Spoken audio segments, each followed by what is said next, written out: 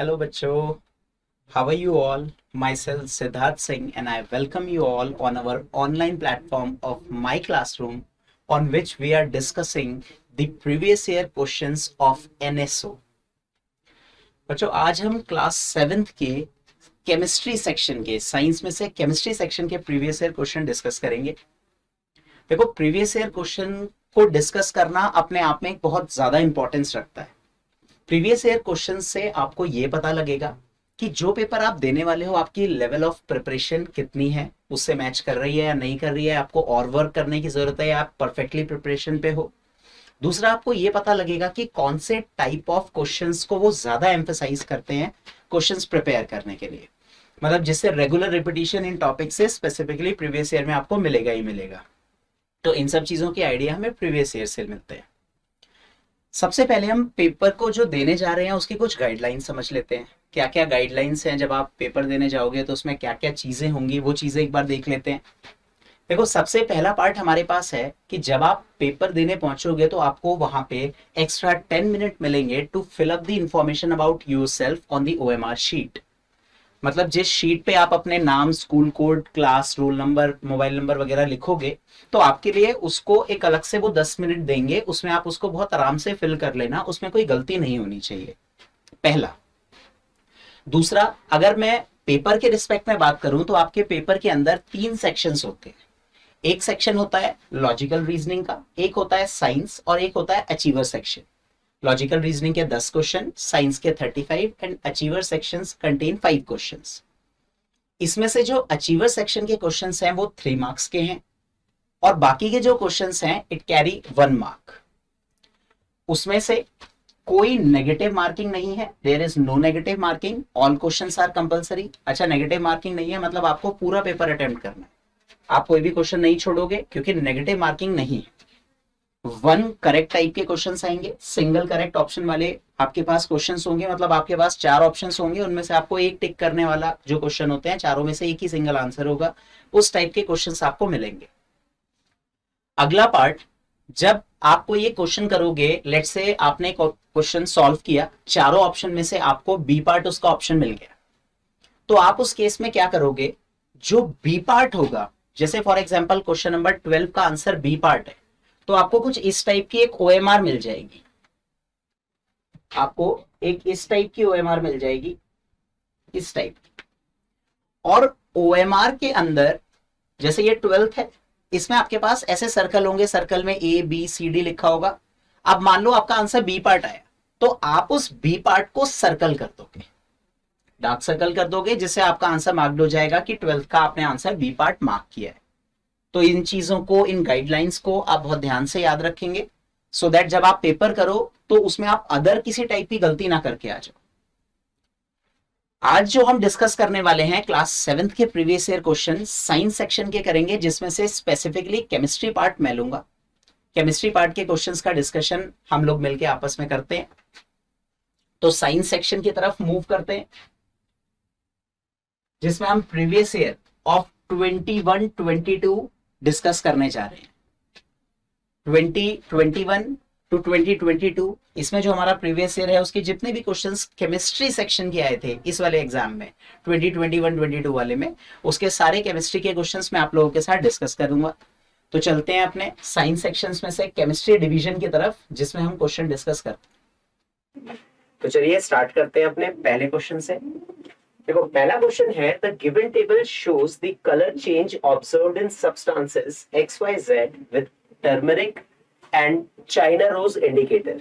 देखो टर्मरिक और China rose indicator, देखो इंडिकेटर वर्ड आया है, इंडिकेटर का मतलब होता है इंडिकेट करना। इंडिकेट क्या चीज को इंडिकेट करता है कि अगर मेरे पास कोई एक सब्सटेंस है तो सब्सटेंस का एसिडिक बिहेवियर है या फिर सब्सटेंस का बेसिक बिहेवियर है, इसका इंडिकेशन हमें इंडिकेटर्स से पता चलता है। बहुत सारे इंडिकेटर्स होते हैं, फिनोक्थिलीन इंडिकेटर, मिथाइल ऑरेंज इंडिकेटर, ऐसे ही यहाँ पे टर्मरिक, चाइना रोज इंडिकेटर्स की बात हुई है। इसने ये बोला है कि यहाँ पे एक सब्सटेंस X है जिसमें आपने टर्मरिक इंडिकेटर डाला और चाइना रोज इंडिकेटर डाला तो आपको कोई भी चेंज ऑब्जर्व नहीं हुआ। तो देखो यहाँ पे मैं क्या कंक्लूड कर सकता हूं, टर्मेरिक इंडिकेटर और चाइना रोज इंडिकेटर में अगर कोई चेंज नहीं आ रहा है, दैट मींस वो सब्सटेंस ना तो एसिडिक बिहेवियर रखता है और ना ही वो सब्सटेंस बेसिक बिहेवियर रखता है। तो मैं वहां से कैटेगराइज कर सकता हूं कि that substance is of salt, मतलब वो किसी सॉल्ट सॉल्यूशन का ये सब्सटेंस एक्स सब्सटेंस हो सकता है। पहली पॉसिबिलिटी हमारे पास ये बनेगी, क्योंकि उसका एसिडिक बिहेवियर बेसिक बिहेवियर कुछ नहीं है, क्योंकि ना तो टर्मरिक इंडिकेटर में कोई चेंज आया, ना ही चाइना रोज सॉल्यूशन में कोई चेंज आया।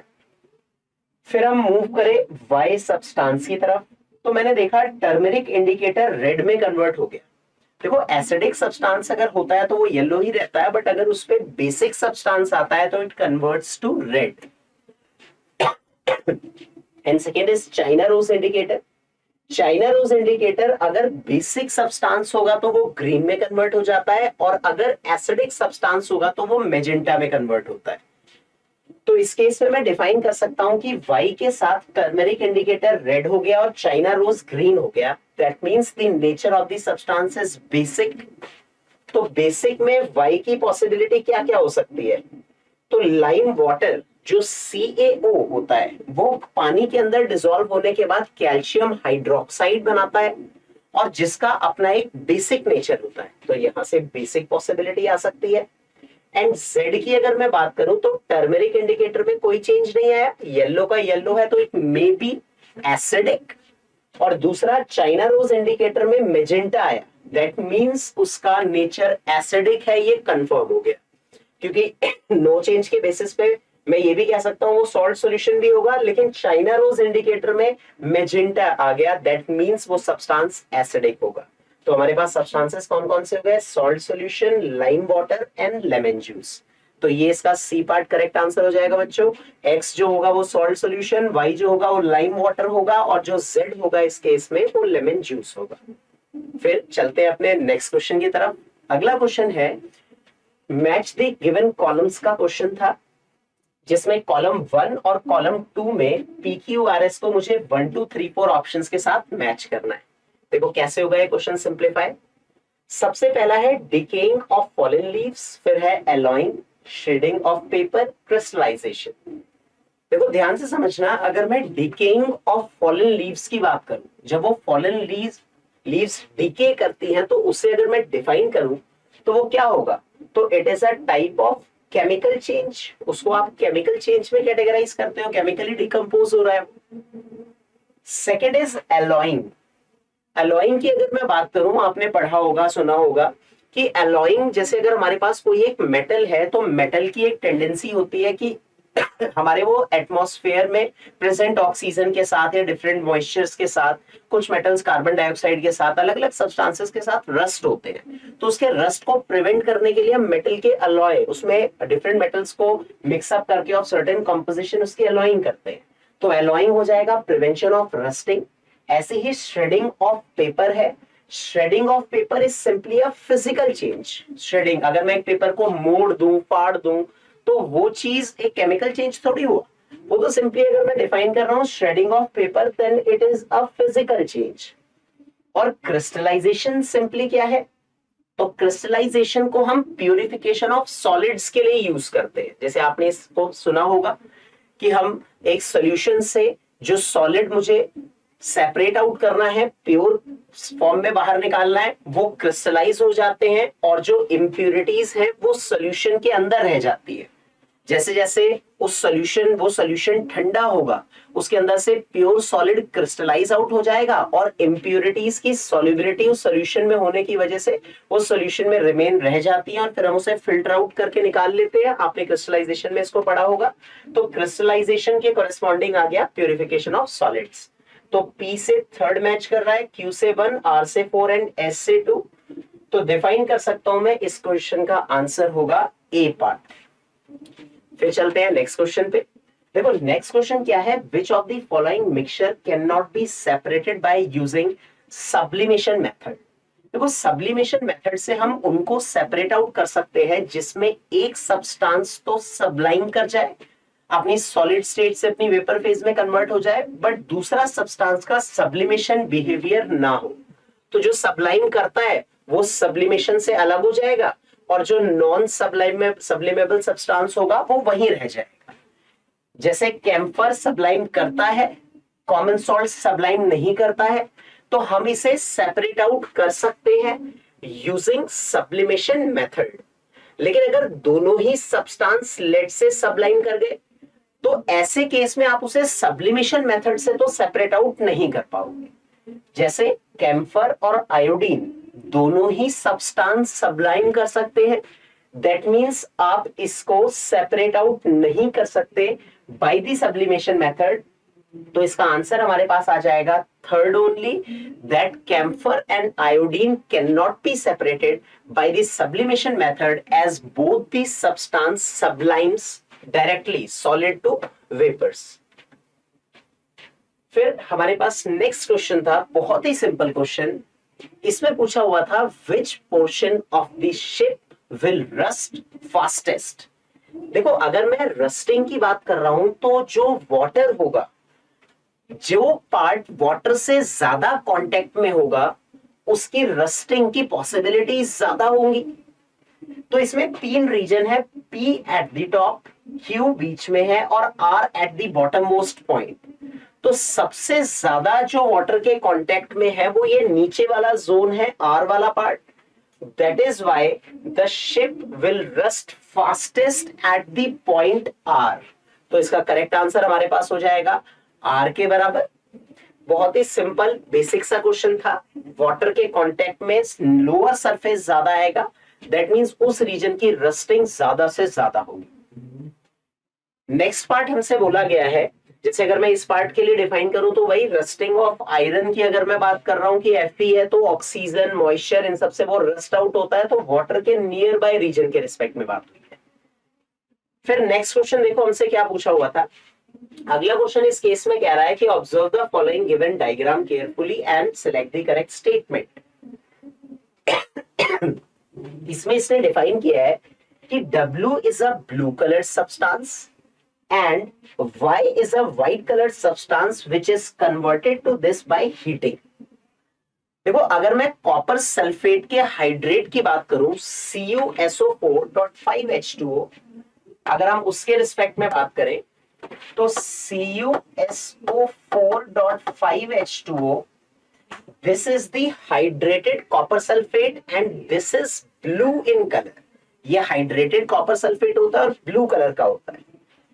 जब आप इसको हीट करते हो तो इससे water of crystallization remove out हो जाती हैं and it converts to anhydrous copper sulphate which is colourless. तो यहां पे वही which is white in colour, तो ब्लू कलर से व्हाइट कलर का कन्वर्जन कॉपर सल्फेट की हाइड्रेटेड फॉर्म को एनहाइड्रस फॉर्म में कन्वर्ट करके होता है। तो इसमें से पूछ रहा है कौन सी स्टेटमेंट करेक्ट होगी। तो ब्लू कलर वर्ड आया तो कॉपर सल्फेट से रिलेटेड, इसका करेक्ट आंसर फर्स्ट हो जाएगा that W is the hydrated copper sulphate and Y is the anhydrous copper sulphate in this case. ये इसका आंसर होगा। तो बस ये थोड़ा सा आपको हाइड्रेटेड कॉपर सल्फेट और anhydrous copper sulphate along with its colour आपको थोड़ा सा आइडिया होना चाहिए इन सॉल्ट्स का, वाटर ऑफ क्रिस्टलाइजेशन के साथ ये क्या क्या कलर एक्वायर करते हैं। तो एक बेसिक सा क्वेश्चन था। नेक्स्ट पार्ट देखो, इसमें बोला हुआ है miss Ruchi a science teacher demonstrated the effect of methyl orange indicator on the given solution. अब उसने बोला है कि आप इसको ऑब्जर्व करो कि कहां पे क्या क्या चीजें हैं और उसमें मिथाइल ऑरेंज डाल के क्या चेंजेस आएंगे। देखो, अगर मैं मिथाइल ऑरेंज के रिस्पेक्ट में बात करूं तो ये एसिडिक मीडियम में पिंक कलर शो करता है and in basic medium it changes to yellow colour. बस ये आपको colour change in different type of indicators के पता होने चाहिए, क्योंकि इंडिकेटर्स के क्वेश्चंस पूछे जाते हैं। देखो, इंडिकेटर्स का ये क्वेश्चन पहले turmeric, China rose, methyl orange, एक फिनोक्सिलिन इंडिकेटर होता है, colourless in acidic medium, pink in basic medium. तो आपको मिथाइल ऑरेंज, फिनोक्सिलिन सब इंडिकेटर्स और उनके colour change in different mediums पता होने चाहिए। जैसे ये पिंक और येलो कलर का जो ट्रांजिशन मिथाइल ऑरेंज का है वो हमें पता होना चाहिए। और सब्सटेंस का नेचर, जैसे मुझे पता होना चाहिए कि अगर लाइम वर्ड यूज किया था, लाइम वाटर, दैट मींस वो कैल्शियम ऑक्साइड पानी में गया, कैल्शियम हाइड्रोक्साइड बना, OH माइनस आयन रिलीज हुए, तो उसका बेसिक नेचर आया। लेमन जूस है तो उसमें एसिड है, तो ये सब चीजों की नॉलेज हमें होनी चाहिए। जैसे इस वाले केस में ये कह रहा है कि इनमें क्या क्या ऑब्जर्वेशंस आएंगे। देखो टेमरेंट पल्प क्या होता है, तो इसका अपना एक एसिडिक बिहेवियर होता है, इमली इसमें एक एसिडिक बिहेवियर होता है। दूसरा देखो 5 ml अमोनियम हाइड्रोक्साइड और 10 ml HCl। तो अगर अमोनियम हाइड्रोक्साइड और HCl ये दोनों आपस में रिएक्ट करेंगे, ये भी 5 ml और ये भी 5 ml है, and they have equal concentrations. Sorry, ये 5 ml और ये 10 ml है इस वाले केस में, 5 ml एंड 10 ml है इक्वल कंसंट्रेशन के। तो इसको बस आप अभी ऐसे समझो कि एक 5 है और एक 10 है, तो 5 5 के साथ रिएक्ट कर जाएगा, तो इसका एक्सेस 5 अमाउंट बच जाएगा। मतलब जो ज्यादा है वही तो कंप्लीशन पे बचेगा, और अगर जो ज्यादा है वही कंप्लीशन पे बचेगा तो मीडियम भी तो उसी की वजह से डिवाइन होगा। तो ये एसिडिक, ये भी एसिडिक, क्योंकि लास्ट में ज्यादा अमाउंट में कौन बच रहा है, कंसंट्रेटेड HCl। ग्लास क्लीनर की अगर मैं बात करूं तो ये बेसिक इन नेचर होते हैं, जैसे अमोनियम हाइड्रोक्साइड्स यूज किए जाते हैं ग्लास क्लीनर, तो उनका अपना एक बेसिक बिहेवियर होता है। और शुगर सॉल्यूशन है लास्ट, तो वो तो न्यूट्रल होते हैं शुगर। तो शुगर सॉल्यूशन में अगर ये न्यूट्रल है तो with respect to the methyl orange कोई चेंज ऑब्जर्व नहीं होगा, सिंस इट इज न्यूट्रल। तो देखो आंसर क्या आ जाएगा इसका, फर्स्ट के साथ पिंक और पिंक बिल्कुल करेक्ट है, ये फर्स्ट और सेकंड पिंक क्योंकि एसिडिक बिहेवियर है, थर्ड में बेसिक, और लास्ट शुगर सॉल्यूशन में कोई एसिडिक या बेसिक बिहेवियर नहीं है, that is why it shows no change in the colour, methyl orange indicator colour change. बात समझ में आई होगी सबको, एक बेसिक सा इंडिकेटर का क्वेश्चन था। देखो नेक्स्ट ये कह रहा है, in which of the following given reaction evolution of gas will not take place. कौन से केस में गैस का इवोल्यूशन नहीं होगा। तो देखो ZnH2SO4 के साथ रिएक्ट करता है तो it forms ZnSO4 plus H2, तो यहां पे हाइड्रोजन गैस इवॉल्व होती है, तो मतलब ये तो इसका आंसर नहीं होगा। फिर सेकंड कैल्शियम कार्बोनेट HCl के साथ रिएक्ट करता है तो ये salt plus water plus carbon dioxide gas evolve करता है, तो इसमें भी गैस इवोल्यूशन आ रहा है। कॉपर कार्बोनेट को हम हीट करते हैं तो ये ऑक्साइड प्लस कार्बोनेट में टूट जाता है, तो कार्बन डाइऑक्साइड गैस इवोल्यूशन तो इस केस में भी ऑब्जर्व होगा, तो ये भी इसका आंसर नहीं होगा।